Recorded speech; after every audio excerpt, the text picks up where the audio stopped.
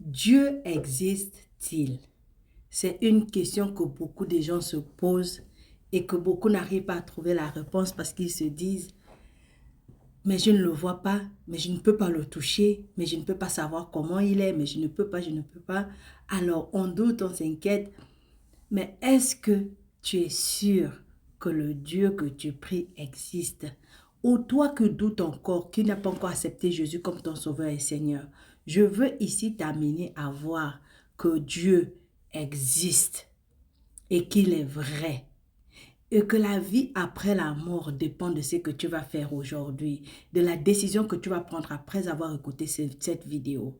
Donc cette vidéo est vitale. Alors, lorsque tu vas écouter la vidéo, si tu es béni, aime, commente et partage pour bénir d'autres. Et abonne-toi pour qu'on puisse grandir ensemble. Dieu existe-t-il? La Bible commence avec une évidence très formelle.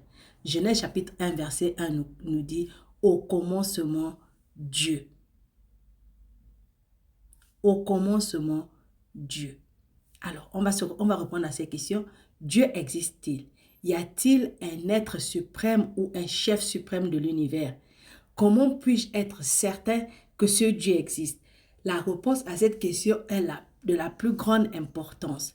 Car s'il y a un Dieu, et je l'ignore, quels sont les effets et les conséquences? Parce que les effets et les conséquences de régner Dieu, ce n'est pas seulement sur cette terre, mais aussi dans la vie après. Parce que Dieu est éternel. Et ceux qui suivent Dieu, ceux qui acceptent Jésus ont la vie éternelle. Et ceux qui n'acceptent pas Jésus vont en enfer éternellement. Donc je préfère savoir être sûr maintenant et aller au paradis que d'aller en enfer et regretter pourquoi je n'ai pas pris la décision de suivre Dieu quand j'ai eu l'occasion. C'est pourquoi cette vidéo est vitale. Donc, il y a des questions profondes qui exigent une réponse. Pourquoi suis-je ici? D'où suis-je venu? Qu'arrive-t-il après ma mort? Quel est le but de ma vie? Il doit y avoir une raison pour mon existence. À toutes les époques, les gens ont senti l'obligation d'adorer quelqu'un ou quelque chose de plus grand qu'eux. D'anciennes cultures avaient des dieux soleil, dieu de la lune, dieu du tonnerre et beaucoup d'autres dieux.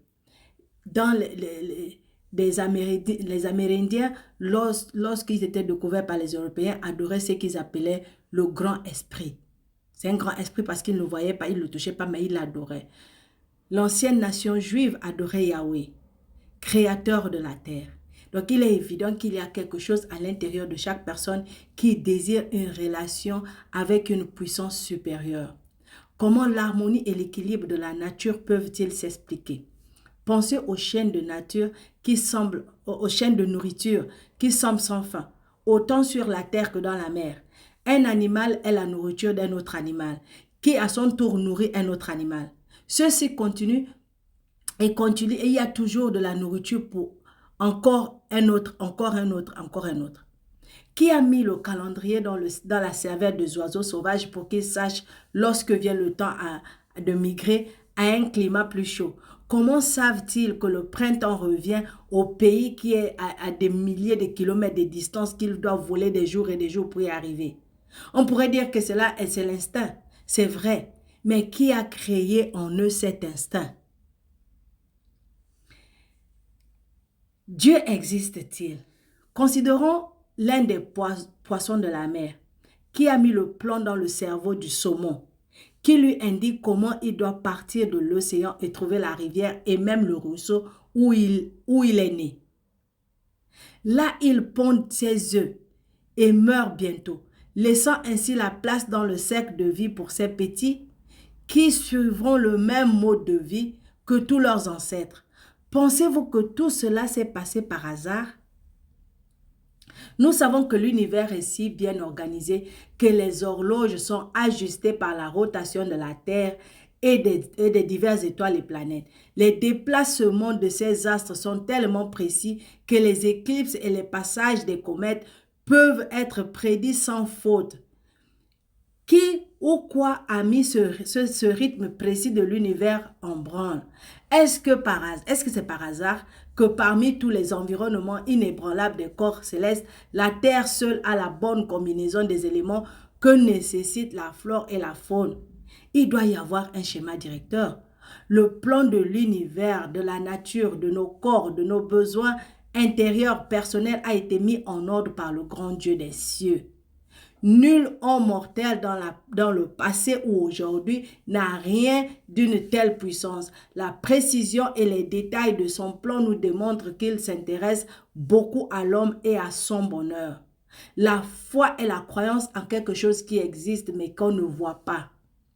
Nous ne pouvons pas voir Dieu, mais les indications de son existence nous entourent. L'Éternel n'a pas voulu que nous le voyions, mais plutôt que nous acceptions sa présence par les preuves évidentes qui rendent témoignage de lui. Dieu se révèle à nous lorsque nous croyons à son existence. C'est pourquoi si vous regardez, chaque être humain a son ADN bien précis. Chaque être humain a son ADN bien précis. Chaque être humain a ses, on appelle ça comment, on peut te retrouver avec les empreintes de tes mains. Chaque être humain a des empreintes spéciales. Chaque être humain a des empreintes de pommes spéciales. Chaque être humain est créé différemment. Est-ce que c'est le hasard? Ça ne peut pas être un hasard. Ça ne peut pas être un hasard.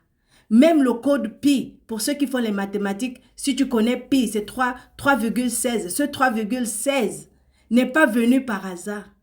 C'est le début de toute création, c'est le début de mathématiques. Dieu existe. L'une des preuves les plus convaincantes de l'existence de Dieu est le changement qui survient à une personne lorsqu'elle fait la connaissance intime de Dieu.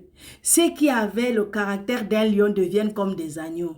Là où il y avait de la haine, maintenant il y a de l'amour. Là où il y avait des batailles, maintenant il y a de la paix. Là où il y avait de la turbulence intérieure, maintenant il y a de la tranquillité. Là où il y avait des questions sans fin, maintenant il y a de la confiance, il y a de la confidence. Il change une personne égoïste en une personne généreuse.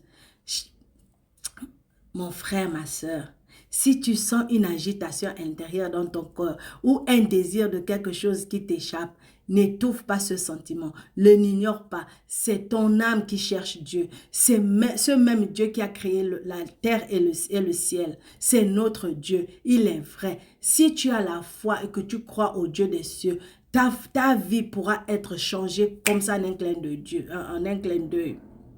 Au lieu d'avoir de la rancune à cause des circonstances éprouvantes de la vie, tu peux te reposer en sachant que Dieu te voit et il entend et il prend soin de toi. Dieu se révèle à travers sa parole, la Bible. La Bible contient de l'histoire. Elle contient des prophéties, elle contient des instructions pour la vie, mais en plus, elle manifeste l'amour de Dieu envers nous et nous donne une direction dans les besoins intérieurs de notre âme. Donc, va lire la Bible. Si tu es perturbé, tu es en train de te poser cette question, est-ce que Dieu existe? Voilà ce que tu vas lire. Tu vas commencer à lire Genèse chapitre 1, verset 1. Au commencement, Dieu créa le ciel et la terre. Après, tu vas lire Jean chapitre 1, verset 1 à 5. Et puis, tu vas lire le psaume 23 et le psaume 51. Prie Dieu, il promet qu'il t'écoute. Et parce qu'il t'écoute, il va t'exaucer. Sache-le sincèrement et clairement dans ton cœur que Dieu existe et qu'il est vrai et qu'il t'aime et qu'il est prêt à t'écouter, à t'exaucer et à t'aider. Ne doute pas. Shalom et abonne-toi.